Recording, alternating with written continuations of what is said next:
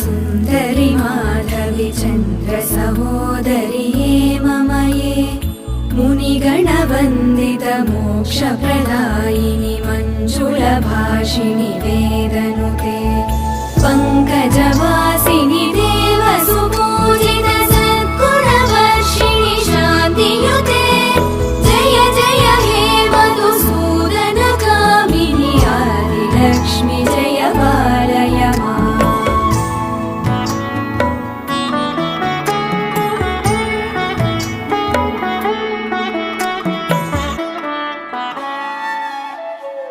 अयि कलिकल्मषनाशिनि कामिनि वैदिकरूपिणि वेदमये क्षीरसमुद्भव मङ्गलरूपिणि